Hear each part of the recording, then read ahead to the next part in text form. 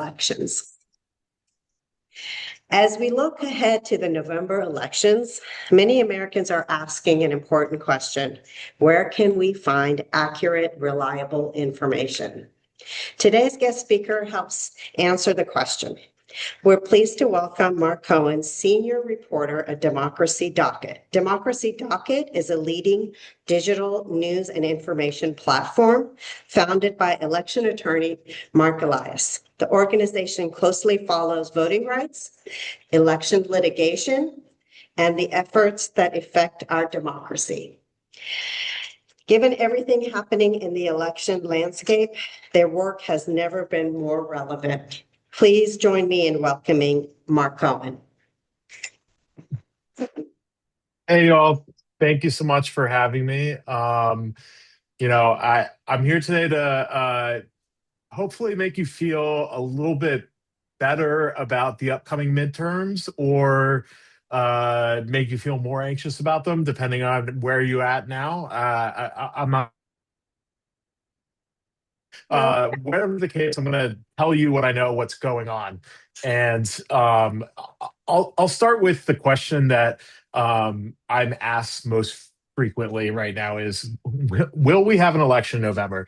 The answer is yes. We will have an election in November. I spend most of my days speaking with state and local election officials. It's going to happen. Now, the question about what level of interference from the Trump administration are we going to see, and how is that going to affect the free and fair elections that we have become so accustomed to, and that is the fabric of our country?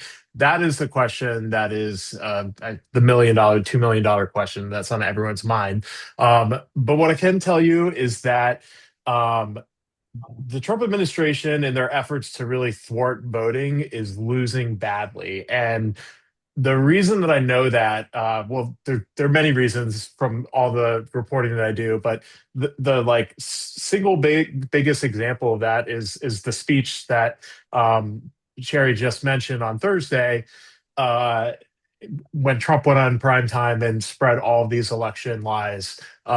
There's a lot of reporting, rumors swirling about what he might do before. There are rumors, I'm sure you heard, that he was going to declare that Reverend Warnock and Senator John Ossoff were illegitimate and going to somehow get them removed from office. That he was going to have military tribunals and people arrested live on TV. All these other things, and in the end, what happened was he got on TV. He recycled election fraud claims that have been debunked and have been known for a while, repackaged them in a way to drum up fear among his base, and didn't even say that the 2020 election was stolen. He basically just rehashed a bunch of debunked conspiracy theories and things that we already knew, and it kind of amounted to the equivalent of a wet fart, so to speak. He really, and I know this because one of my main beats at Democracy Docket is covering the election denier ecosystem. So I spent a lot of my time listening to like Steve Bannon's podcast, all these far right podcasts of election deniers who go on all day in and day out, all of these rants about conspiracy theories, related to the 2020 election, and how Democrats are secretly rigging the elections and working with Venezuela to flip votes from Republican to Democrats. I mean, the conspiracy theories are insane. And, a lot of these people who claim to have Trump's orbit, and a lot of what he said on Thursday came from what's been swirling in these ecosystems.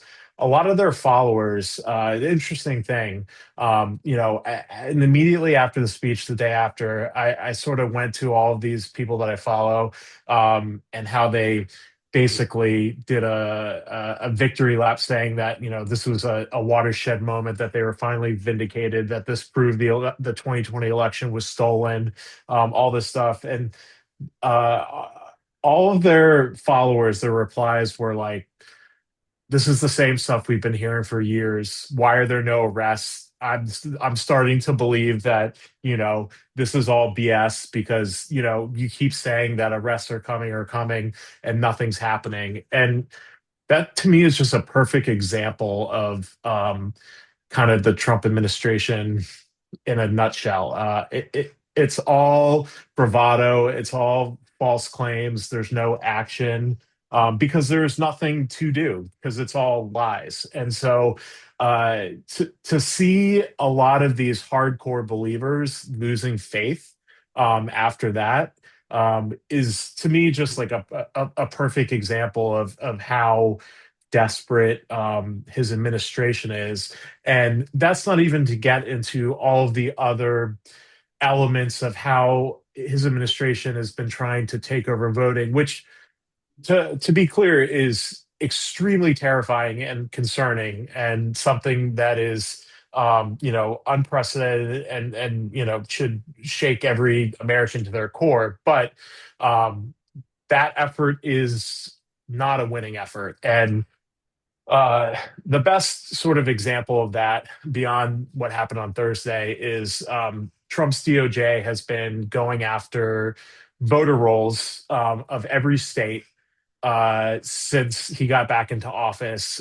States basically said, no, you're not getting our voter rolls. And when I say voter rolls, what I mean is, every state has a version of their voter registration list that is public, and that is basically, all the registered voters, their name, who they're registered for, and then there's a private voter list that includes, those voters' driver's license, social security numbers, birth dates, stuff that you need to steal identities. And states are really good at keeping that data private and making sure it doesn't get into the wrong hands. And the Trump administration is desperately trying to get that data for what they say is, trying to make sure that there are non-citizens on the voter rolls, which states are extremely good at cleaning their voter rolls. This is something that many state studies has shown. It's a fact. And the way that the Trump administration has been suing states to get their unredacted full voter rolls, which they don't have a constitutional right to, they're 0 for 16 in those lawsuits. I mean, they're losing so much. And, that's another great example of how their quest to control voting is not really going well. There are some other fears that, you know, are understandable that have me and my colleagues very concerned. And a big one is Trump's order to kind of control mail voting, which is a huge deal for all of you all in California. Recently, there was an appeals court that did temporarily allow the USPS to move forward with Trump's order that would make it that would really hurt mail voting. But the fight's not over for that. And, there have been other courts that have said that's unconstitutional. I don't know where that's ultimately going to land, but I do know that a lot of his anti-voting executive orders have been pretty unsuccessful. But the one thing that I do tell people is that regardless of what happens with mail-in voting, if you plan to do that, do it early, as soon as possible. It's not guaranteed what's going to happen with mail voting, but it's never a bad idea to when you as soon as you are able to send in your ballot for the general election for that, if that's how you plan to vote, to do that. But the rest of his executive orders to affect voting, to implement strict voter ID and proof of citizenship, that's all been blocked. The other big concern that we get a lot and that we look into is the fear of ICE or other federal law enforcement at polling sites, which is a terrifying thought. But there are a couple things to keep in mind there. It's already illegal for federal law enforcement to come to polling places, and states are planning for this. A lot of blue states have passed laws to sort of just strengthen that rule. And I was just last week in South Dakota for the summer convention of Secretaries of State, the National Association of Secretaries of State, and they were meeting to talk a lot about issues and how they're preparing for the midterms. And one of the overwhelmingly sort of common things that I heard talking to secretaries and how they're preparing for their midterms is a lot of them have been working with local law enforcement, training them for what to do of if federal law enforcement ICE agents were to come to the polling places, were to come to seize ballots, all of that stuff. Because that's not really something that a lot of local law enforcement have been trained to handle. What happens when you have federal law enforcement, local law enforcement who has jurisdiction. The state laws and federal laws say that the states do because states run elections, not the federal government. But a lot of local law enforcement have not been trained on this. So state election chiefs have been making sure, working really closely with their attorney general and local law enforcement to have a plan ready in case stuff like that happens, which is something that I've never encountered in my reporting on secretaries of state and how they prepare for the midterms. They are usually preparing for all kinds of various election day issues like long lines or cyber attacks. And don't get me wrong, they're planning for all those things too. But the overwhelming, the common refrain I hear about secretaries of state is that they're the best contingency planners and emergency planners. And this year that includes, unfortunately, interference from the Trump administration. So that's something that obviously is a big concern for me and my colleagues as we are covering different ways that the federal government might try to interfere. But for now, it's unclear, if we'll have law enforcement at polling sites. There was recently the DOJ announced that they would be sending election monitors to specific states and polling sites for the midterms and some primary elections and November. Excuse me. It's it's not uncommon for the DOJ to send election monitors. Biden's DOJ did that. Obama's DOJ did that. That's not that uncommon of a thing. But what is uncommon is you have a DOJ who, went from protecting voting rights to attacking them. So when we hear from Harmeet Dillon or Todd Blanche that they're sending election monitors to, essentially battleground states where it's highly likely that the vote's going to be contested, it does send a red flag to us. Usually they are sending election monitors to make sure that there is no election interference. But when, it's the federal government, the ones that are doing the interfering, that is a red flag. But every state has a lot of rules that allow for election monitors, not just from the federal government, but both parties to come in. So if there are federal election monitors at some place, you're going to have observers from independent, Democratic, Republican watching the watchers, so to speak, to make sure that everything's going okay. So a couple of other things that I wanted to just briefly talk about, and mostly wanted to open it up for questions because I'm sure that you all have a lot. The other thing that we get asked a lot about, and I'm sure you have been hearing a ton about is the Save America Act.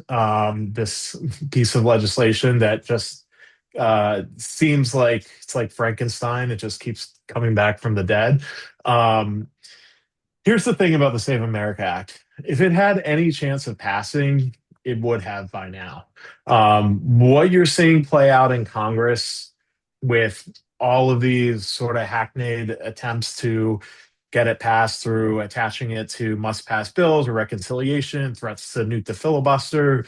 I mean, they're like Hail Mary attempts to pass something that the fact of the matter is not popular. It does not have the votes to pass. Um, you know, right now, it kind of seems if you just kind of follow this, from the outside a little bit, it seems like it's gaining momentum, but it really isn't. I mean, the fact of the matter is that um, sure, there are a handful of senators in the Senate that Republican senators that don't support it, and the GOP might tell you that if we could just flip a few more votes in the Senate, then we'll have enough to pass it. Those Republican senators that oppose it in the Senate, they're taking the fall for a plurality of Republican senators who really don't like this bill. That's kind of what's going on. You have people like John Thune and Lisa Murkowski, Susan Collins. Those ones who are publicly against it. They're basically taking one for the team because we've seen I've seen reporting. I've had colleagues who have sources in Congress who have told them that, there's like at least dozens of Republican senators who don't want this bill passed, but saying that publicly is, suicide for them. So uh, I don't think that there's any chance of that getting passed. But at the same time, I don't think um, you're gonna stop hearing about it. And unfortunately, it's really annoying because it seems to be all the president and his allies really talk about, and they are really threatening to stall business in Congress because of that. But the thing about that is it's going to come back and bite them in the midterms.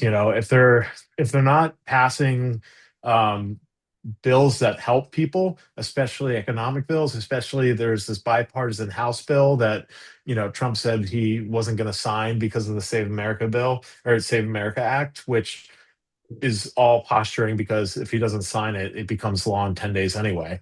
Um, he has to actively veto it. So it's all just kind of posturing to gin up points. And then the last thing that I'll just touch upon is of all this, hopefully it makes you feel a little bit better about where things stand with the midterms, but um, there's still a lot of things out there that are really scary about the way that this administration is trying to affect voting and sort of sow distrust in elections. And that to me is the biggest concern and the biggest threat I think that we have right now is disinformation. And just to bring it back to Trump's Thursday night speech is when you have a president going on live television and just spouting like complete total BS that essentially gives the conspiracy theorists and election deniers, um, you know, quote unquote vindication.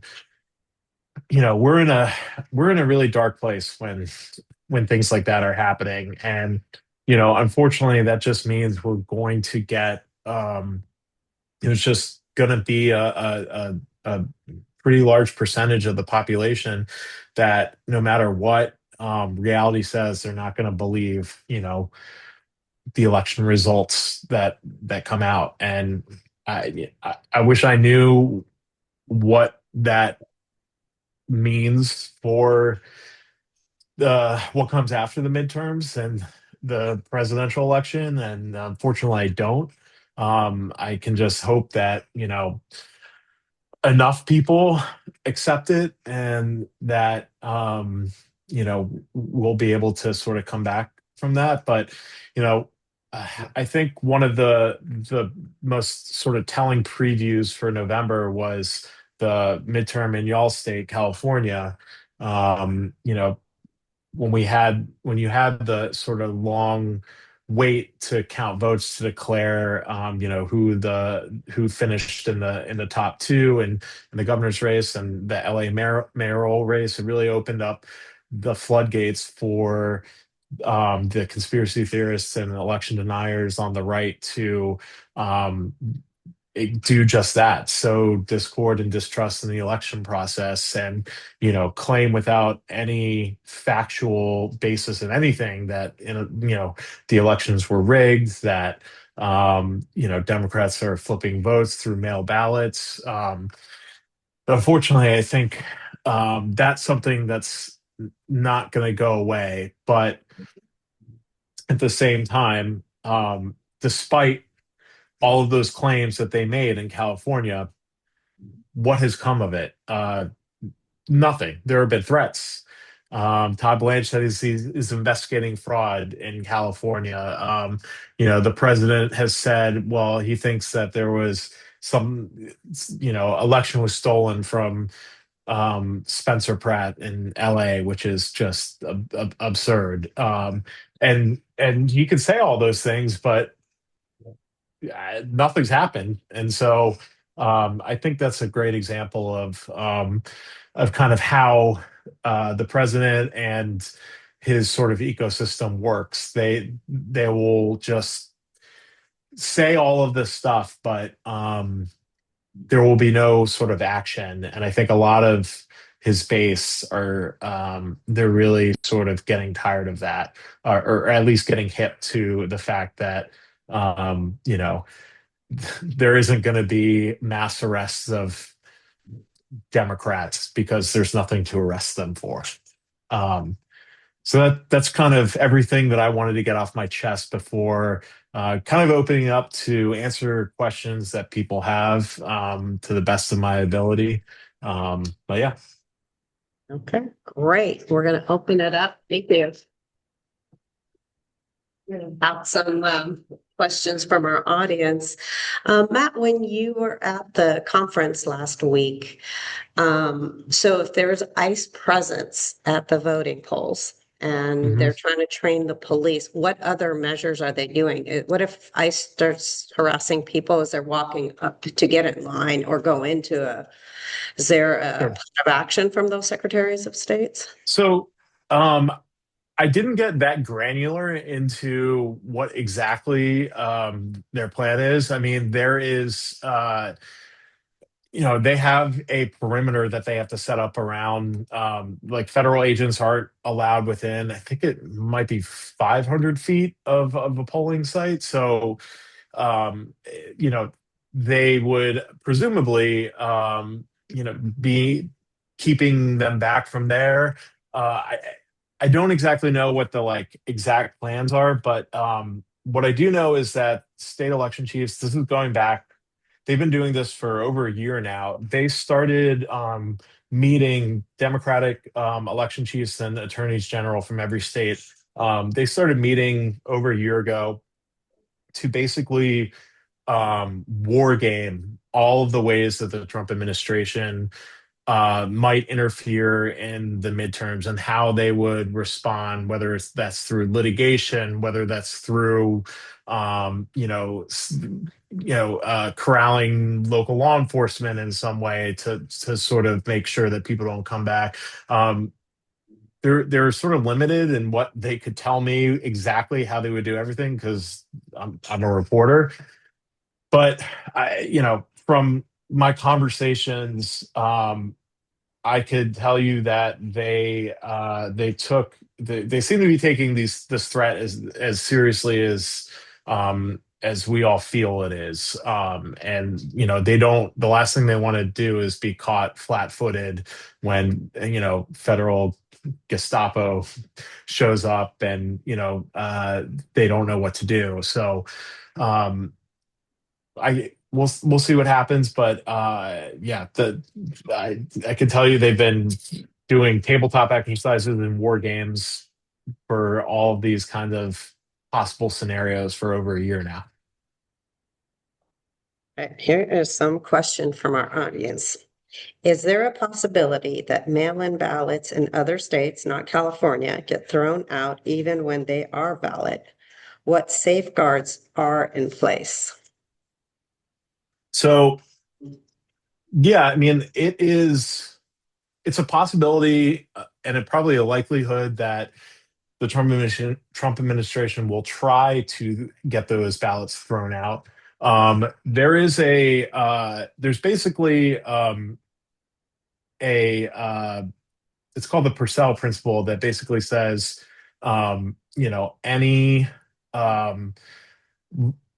like voting challenge, legal challenge, can't be decided within 90 days of an election to alter that could like mess with voting too close to an election. So if they try to if they try to mess with mail-in voting, they have basically what's happening right now a deadline to do that. I mean, they can't basically say once people have already cast a mail-in ballot, and then say no, wait, never mind, we changed the rules. We can't do that. They may try to do that and go to court, but um, pretty much every time, courts have ruled that those ballots would be counted, especially if the rules have already been established well before people cast those ballots. So, I think that's why you see these things playing out right now with, the USPS new rule change and stuff like that. The closer we get to an election, the less likely we will have the rules on mail-in ballots changing. Okay. Are Secretary of States also planning for a January 6th type siege at the polls where Trump's Proud Boys, Oath Keepers, etc., try to intimidate the voters? Yeah, I asked that question to some of the secretaries, and they've definitely that's something that they have been training law enforcement to respond to situations like that. Um, Beyond that, I didn't really get any information about what that training looks like. But one thing of note that just to throw in there, I before I came to Democracy Docket, I've been covering far right extremism for about a decade. Before Democracy Docket, I was at Mother Jones for a couple years, and I covered the Proud Boys and Oath Keepers and stuff like that. Those groups are not what they were in 2020 and 2021. The far right extremist groups, that ecosystem is just far more fragmented, disjointed. No one can really agree on anything. A lot of the groups that were really like making headlines 6 years ago just have really depleted numbers and don't really have nearly as much of a presence as they did. That's not to say that those people aren't out there, but you know, I mean, I guess a lot of them are probably in ice now, unfortunately. But you know, I don't think we're gonna see these sort of mass organized right wing militia groups like we used to, just because they kind of the GOP is really fractured right now in terms of ways like there are different groups that feel like the administration have betrayed them in different ways, and it's really causing a schism in a bunch of different ways. And you know, uh, I'll say that I'm never say never, but those groups are definitely not what they used to be. That's good to hear. Mhm. How much do you think this year's election will be impacted by new voting restrictions in mostly red states? Um, I think that I don't think that's going to be. that much of an impact because, as we've said before, states control voting. So red states have been they've been creating laws to restrict voting for decades. I mean that's not really anything new. It sucks, unfortunately, but and those states weren't really going to. Yeah, it wasn't like there were competitive races in Alabama or some of that. And I think the biggest impact is going to be the Calais and the southern states that redistricted to give more a few more GOP seats. That's the biggest impact, but red states have been trying to suppress voters for a long time. And, one thing I'll just add is that for as long as they've been passing laws to make it harder for people to vote, there have been, for decades, pro-democracy, left-leaning voting rights groups that have been have a very vast established infrastructure to help get the word out about registering people to vote and sort of overcome whatever hurdles that those red states put in. You have groups like, I mean, Indivisible, but League of Women Voters, Common Cause, NAACP, all these groups, ACLU, who've just for years, decades, really have worked to kind of fight through those restrictive voting laws that red states pass. Correct. Are you or your colleagues thinking about what Trump might do if he loses big in the midterms and how pro-democracy groups can anticipate what to do? Yeah, I mean, we talk about it just about every day. I mean, so I mean, we think about it because Democracy Docket is primarily a legal reporting newsroom, meaning that we our sort of bread and butter is reporting on the court cases around voting rights and democracy. That means most of how we're kind of thinking about this is like, okay, similar to what happened in the aftermath of 2020, how might election results get challenged, and how would that play out in the courts? And we've got a pretty good um, sort of sense of how that might play out. I don't think it would go well for Trump. I mean, the biggest example now is that of all of his court losses related to the DOJ voter roll grab and just the other ways he's tried to restrict voting, a majority of those decisions or a majority of those rulings have come from Republican appointed justices, including Trump appointed justices. So you have Trump appointed justices ruling against him in his effort to sort of take over voting. And so, that gives us a pretty good indication if, he tries to dispute, the loss in November and takes it to court, how that might go.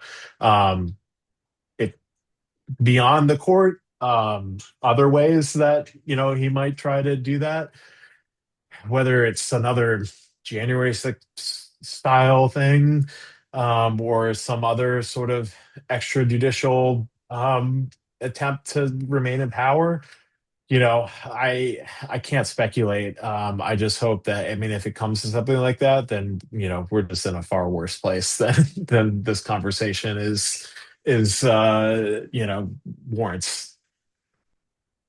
Okay.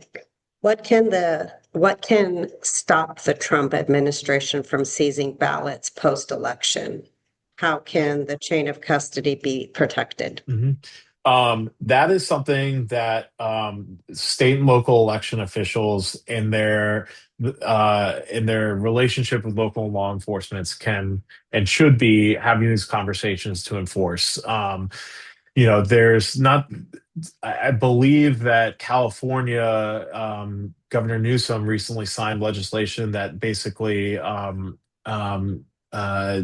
codifies the chain of custody and make sure that federal law enforcement don't have a right to take ballots without, um, you know, uh, I don't even know what the circumstance would be, but very like essentially like a grand jury warrant or something like that. But states have been having, a lot of them have passed laws to codify the chain of custody and have been training with local law enforcement so that if, let's say, the local Livermore election office, if federal agents showed up to try to take ballots, they could call the local police and say, "Hey, this is happening," and the police would know what to do. They come in and they would physically stop them. I mean, this is conversations that state election chiefs have been having with their law enforcement attorney general to make sure that every county,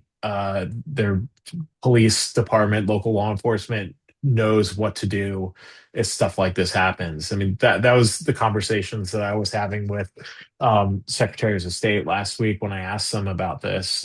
They really, I think it was the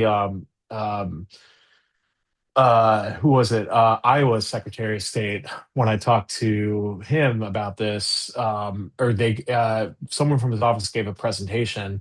They wrote this guidebook essentially for election officials throughout the state to give to local law enforcement, and basically it was a guide for training local law enforcement how to respond to different election threats, including um, federal interference. And then I'll just end it with one last one. Is there anything we as citizens can do to? Sure. I get this a lot. Well, first of all, what you're doing now is the best first step. I think that just being civically engaged, but also, volunteering as poll workers. That is something that is critically important to do. Having people that are working the polls who know the rules, the laws, and know, sort of what to do when, if there happens to be federal interference, that's crucially important. Supporting pro-democracy organizations. Really, it sounds like this sounds very simple, but it really is effective. But you know, I, the gravest threat is disinformation, and really just trying um, to counter when you hear obvious conspiracy theories or falsehoods, and just sort of know the facts and be able to counter that and try to push against false narratives. It really is something that helps a lot. I think that when there are specific needs and there will be, groups will be shouting loud how people can help. But for now, just sort of showing up to meetings like this is the best way to kind of respond to this stuff. Absolutely. And just a plug for Democracy Docket. If you haven't looked it up on the web, if you sign up, you can get basically daily updates on new legal actions coming up. And you can correct me, Matt, if you want, about all the ways they're fighting misinformation and the legal battles to get the elections Nope, that you we got deserve. it. All right. Thank you so much, Matt. We really Thank appreciate you. it. Thanks for having me. Thank you, sir. Thanks. Have a good one. Bye.